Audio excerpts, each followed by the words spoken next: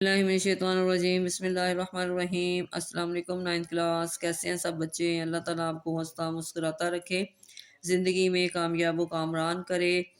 جی بچوں، آج ہم غزوہ تبوک اس کی ہم آج ریڈنگ کریں گے، ساتھ میں ہم اس کے شارٹ کویسچن بھی بناتے جائیں گے۔ سب سے پہلے کیا ہے؟ حاصلات تعلم، غزوہ تبوک کے اسباب، وجوہات اور پس منظر سے آگاہ ہو سکیں گے، غزوہ تبوک کے واقعات سے آگاہ ہو سکیں گے، اس غزوہ کی مشکلات اور منافقین کے کردار کو جان سکیں گے۔ اس غزوہ میں نبی کریم خاتم النبیین صلی اللہ علیہ وسلم اور صحابہ کرام رضی اللہ تعالیٰ عنہم بالخصوص حضرت ابوبکر صدیق رضی اللہ تعالیٰ عنہ کی قربانیوں اور اس کے نتیجے میں اللہ تعالیٰ کی مدد سے آگاہ ہو سکیں گے۔ غزوہ تبوک کے موقع پر مدینہ منورہ سے حضرت علی کرم اللہ وجہ کی انتظامی صلاحیتوں سے آگاہ ہو سکیں گے۔ نبی کریم خاتم النبیین صلی اللہ علیہ وسلم اور صحابہ کرام رضی اللہ تعالیٰ عنہ کی قربانیوں سے آگاہ ہو کر علیہ کلمت اللہ، غلبہ اسلام کے لیے قربانی کا جذبہ پیدا کر سکیں گے۔ منافقین کے کردار سے آگاہ ہو کر منافقت کی تمام صورتوں سے اجتناب کرنے والے بن سکیں گے۔ حضرت کعب بن مالک رضی اللہ تعالیٰ عنہ کے واقعے سے سبق حاصل کرتے ہوئے ہر حال میں سچائی پر کاربند رہنے والے بن سکیں گے۔ جی بچوں، آج ہم اس کی ریڈنگ کریں گے، ساتھ ساتھ اپنے شارٹ کویسچن بھی بناتے جائیں گے۔ سب سے پہلے تو آپ کا جی غزوہ تبوک 9 ہجری میں ہوا، یہ MCQs کی لائن۔ اب یہاں پہ سوال بنائیں گے کہ اس غزوے کو یہ نام کیوں دیا گیا؟ تو آنسر میں ہم لکھیں گے تبوک ایک مشہور مقام ہے جو مدینہ منورہ سے دمشق کے راستے پر واقع ہے۔ اس علاقے میں موجود پانی کے اس چشمے کا نام تبوک تھا، اسی مناسبت سے اس غزوے کا نام بھی غزوہ تبوک پڑ گیا۔ یہاں تک آ گیا آپ کا۔ معرکہ موتا کے بعد رومی سلطنت نے مسلمانوں پر حملہ کرنے کا ارادہ کیا۔ غسانی قبائل جو شام میں رومیوں کے زیر اثر تھے، مسیحی مذہب سے تعلق رکھتے تھے، ان کو کیسر روم ہرقل نے اس لڑائی کے لیے ابھارا۔ شام کے تاجروں نے مدینہ منورہ میں یہ خبر دے دی کہ رومیوں نے شام میں مسلمانوں کے مقابلے کے لیے ایک بہت بڑا لشکر تیار کیا جس کو ہرقل کی حمایت حاصل ہے۔ جی بچوں، یہاں پہ ہم سوال بنائیں گے کہ جب نبی کریم خاتم النبیین صلی اللہ علیہ وسلم نے مسلمانوں کو رومی سے جنگ کرنے کا حکم دیا تو اس وقت کیسے حالات تھے؟ تو اس کے آنسر میں لکھیں گے نبی کریم خاتم النبیین صلی اللہ علیہ وسلم کو جب اس کی اطلاع ملی تو آپ خاتم النبیین صلی اللہ علیہ وسلم نے رومیوں سے جنگ کی تیاری کا حکم دیا۔ یہ سخت تنگی، قحط سالی اور شدید گرمی کے دن تھے۔ پھلوں کے پکنے کا موسم تھا جس کی وجہ سے گھروں سے نکلنا بہت دشوار تھا۔ ان تمام ناسازگار حالات کے باوجود جب نبی کریم خاتم النبیین صلی اللہ علیہ وسلم نے غزوہ تبوک کا اعلان فرمایا تو صحابہ کرام رضی اللہ تعالیٰ عنہم نے بڑے جوش و خروش سے تیاری شروع کر دی۔ آپ خاتم النبیین صلی اللہ علیہ وسلم نے اس مہم میں ہر اس شخص کی شرکت لازمی قرار دے دی جو صحت مند ہو اور اس کے پاس سواری کا جانور موجود ہو۔ یہاں تک۔ اچھا جی، یہ بچوں یہاں پہ نا آپ ایک اور سوال بھی بنا سکتے ہیں کہ آپ خاتم النبیین صلی اللہ علیہ وسلم نے اس مہم میں کن لوگوں کی شرکت لازمی قرار دے دی؟ تو یہاں پہ آنسر لکھیں گے آپ خاتم النبیین صلی اللہ علیہ وسلم نے اس مہم میں ہر اس شخص کی شرکت لازمی قرار دے دی جو صحت مند ہو اور اس کے پاس سواری کا جانور بھی موجود ہو۔ اچھا جی، آگے جی نبی کریم خاتم النبیین صلی اللہ علیہ وسلم نے غزوہ تبوک کی تیاری کے لیے مال و اسباب اکٹھا کرنے کی کوشش کرنے شروع کر دیے۔ نبی کریم خاتم النبیین صلی اللہ علیہ وسلم کے حکم پر صحابہ کرام رضی اللہ تعالیٰ عنہم نے اپنا مال و دولت آپ خاتم النبیین صلی اللہ علیہ وسلم کی خدمت میں نچھاور کر دیا۔ اب یہاں پہ ہم سوال بنائیں گے کہ غزوہ تبوک کے موقع پر حضرت ابوبکر صدیق رضی اللہ تعالیٰ عنہ نے کیا پیش کیا؟ تو یہاں پہ ہم لکھیں گے حضرت ابوبکر صدیق رضی اللہ تعالیٰ عنہ نے اپنے گھر کا سارا مال نبی کریم خاتم النبیین صلی اللہ علیہ وسلم کی خدمت میں پیش کر دیا۔ اب یہاں پہ دوسرا آئے گا جی نبی کریم خاتم النبیین صلی اللہ علیہ وسلم نے حضرت ابوبکر صدیق رضی اللہ تعالیٰ سے کیا دریافت کیا؟ تو آنسر میں لکھیں گے رسول اللہ خاتم النبیین صلی اللہ علیہ وسلم نے ان سے دریافت فرمایا کہ تم نے اپنے گھر والوں کے لیے کیا چھوڑا؟ سیدنا ابوبکر صدیق رضی اللہ تعالیٰ نے عرض کیا میں ان کے لیے اللہ اور اس کے رسول خاتم النبیین صلی اللہ علیہ وسلم کی محبت اور الفت کو چھوڑ کر آیا ہوں۔ یہاں تک آ گیا آپ کا اس کا آنسر۔ آگے جی اس غزوہ تبوک کے موقع پر عمر فاروق رضی اللہ تعالیٰ عنہ نے کیا پیش کیا؟ تو آئے گا جی اس موقع پر عمر فاروق رضی اللہ تعالیٰ عنہ نے اپنے گھر کا آدھا مال نبی کریم خاتم النبیین صلی اللہ علیہ وسلم کی خدمت میں پیش کیا۔ یہاں تک۔ پھر آئے گا جی حضرت عثمان غنی رضی اللہ تعالیٰ عنہ نے کیا پیش کیا؟ تو یہاں پہ آئے گا عثمان غنی رضی اللہ تعالیٰ عنہ لشکر تبوک کی تیاری کے لیے 100 گھوڑے 900 اونٹ اور 1000 دینار لے کر حاضر ہوئے۔ آپ خاتم النبیین صلی اللہ علیہ وسلم نے 1/3 لشکر کو ساز و سامان مہیا کیا۔ یہاں تک آ گیا۔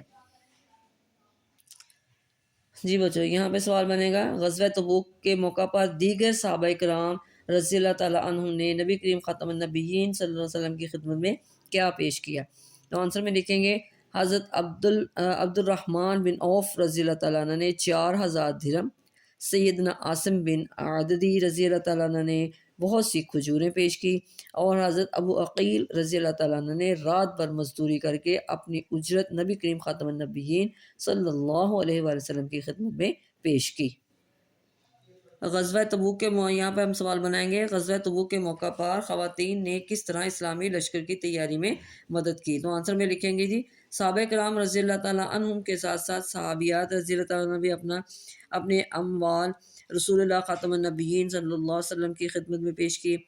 سیدہ ام سنان اسلمہ رضی اللہ تعالیٰ عنہ بیان کرتی ہیں کہ میں نے سیدہ عائشہ رضی اللہ تعالیٰ عنہ کے حجرے میں رسول اللہ خاتم النبیین صلی اللہ علیہ وسلم کے سامنے ایک چادر بچھی ہوئی دیکھی، جس میں مسلمان خواتین اپنے ہار، چوڑیاں، انگوٹھیاں، جھمکے، دیگر زیورات اور کپڑے ڈال رہی تھیں۔ غزوہ تبوک کے موقع پر نبی کریم خاتم النبیین صلی اللہ علیہ وسلم نے حضرت علی مرتضیٰ کرم اللہ وجہ کو کس کام پر مأمور فرمایا؟ تو آنسر میں لکھیں گے نبی کریم خاتم النبیین صلی اللہ علیہ وسلم نے غزوہ تبوک کے موقع پر حضرت علی مرتضیٰ کرم اللہ وجہ کو مدینہ منورہ میں اہل بیت کی حفاظت، گھریلو دیگر امور کی انجام دہی پر مأمور فرمایا۔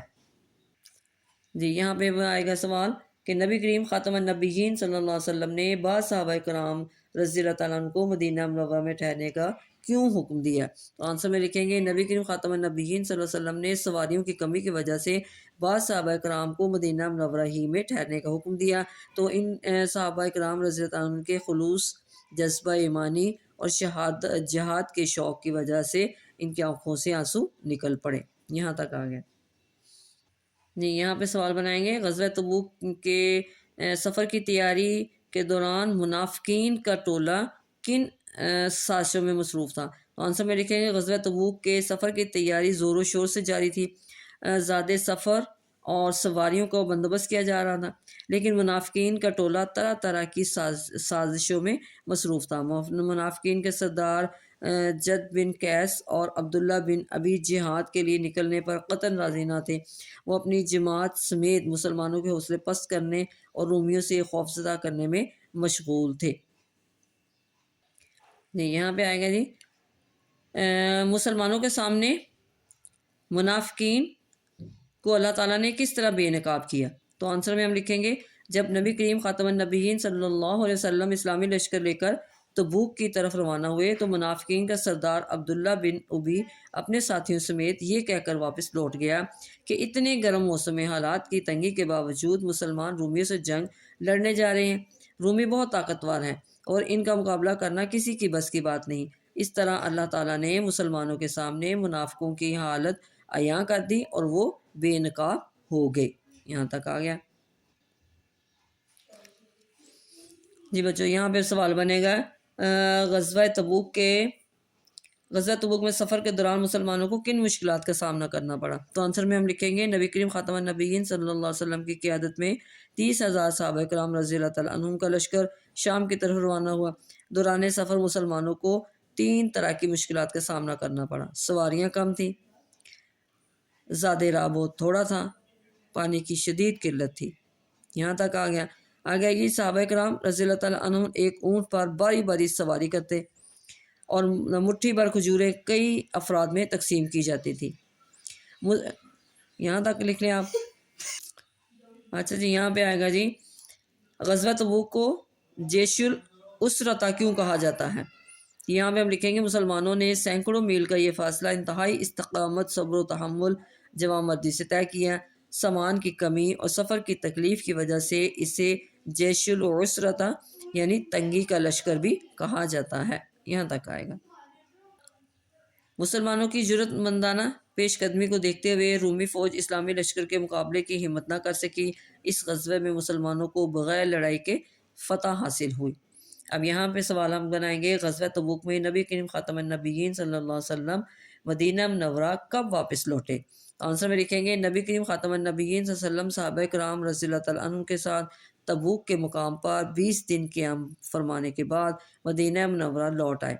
मदीना मुनव्वरा वापसी पर औरतों और बच्चों ने नबी करीम ख़ातमुन नबिय्यीन सल्लल्लाहु अलैहि वसल्लम का वालहाना इस्तकबाल किया। यहाँ तक आएगा आंसर इसका। जी बच्चों, यहाँ पे सवाल बनाएंगे ग़ज़वा तबूक के मौका पर कौन से सहाबा इकराम रज़ियल्लाहु अन्हुम बग़ैर किसी माक़ूल वजह के शिरकत ना कर सके? तो यहाँ पे आंसर लिखेंगे सैयदना काब बिन मालिक, हलाल बिन उमिया और मर्रारा बिन रबिया रज़ियल्लाहु तआला अन्हा बग़ैर किसी माक़ूल वजह के ग़ज़वा तबूक में शिरकत करने से रह गए थे।